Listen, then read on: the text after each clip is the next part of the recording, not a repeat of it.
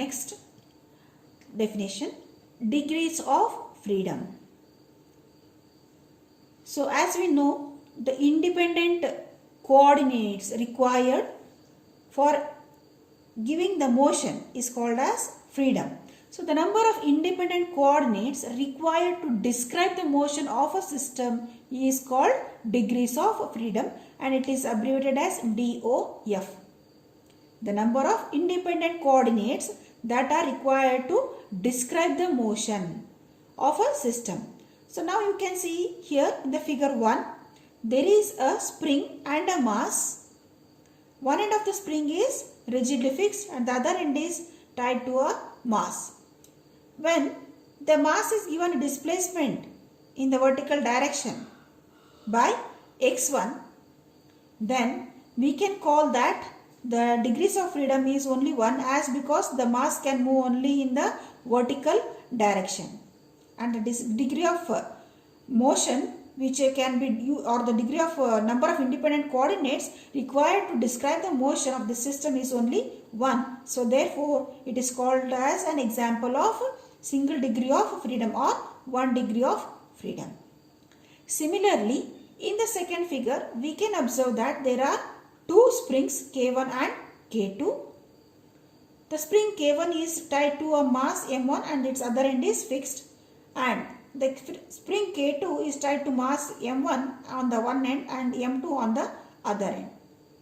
Now, when we displace the mass M2 by a displacement of x2, then mass M also gets displaced by x1. Now, there are two independent coordinates which will try to describe the motion of the mass M2 as well as mass M1, and hence it is an example of 2 degrees of freedom. Similarly, 3 masses and 3 springs will constitute an example of 3 degrees of freedom.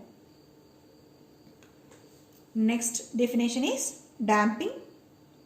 This is a very important special terminology which we come across in this free vibrations.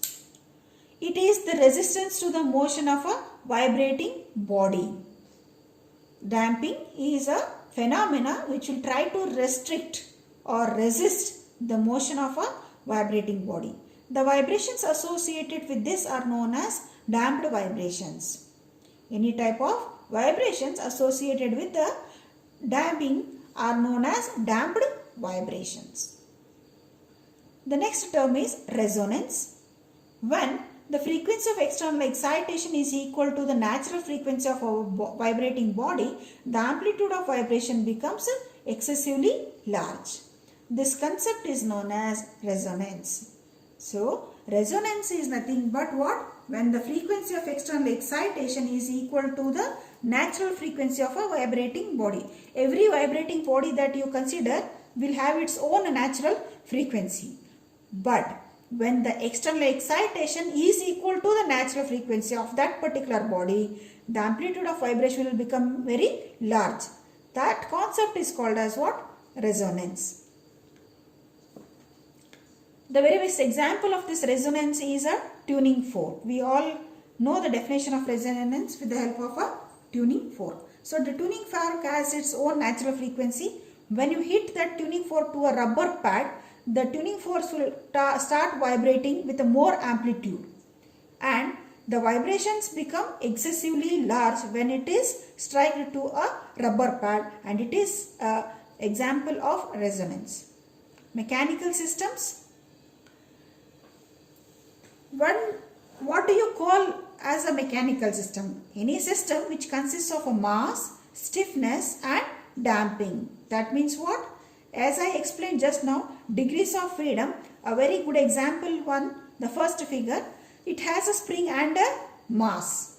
The system consisting of a mass, stiffness, that means what? A spring has a stiffness, and a damping. There are 3 major elements: mass, stiffness and damper.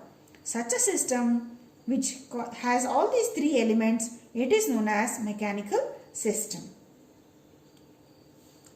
Now, 2 different terms, that is continuous and discrete system. What is meant by continuous system?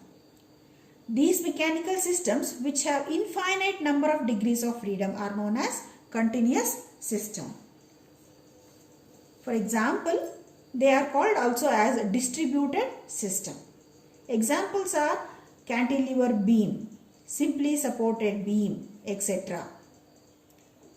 They have infinite number of degrees of freedom. If systems have finite number of degrees of freedom, they are called as discrete systems or lumped systems. They are called as discrete or lumped systems.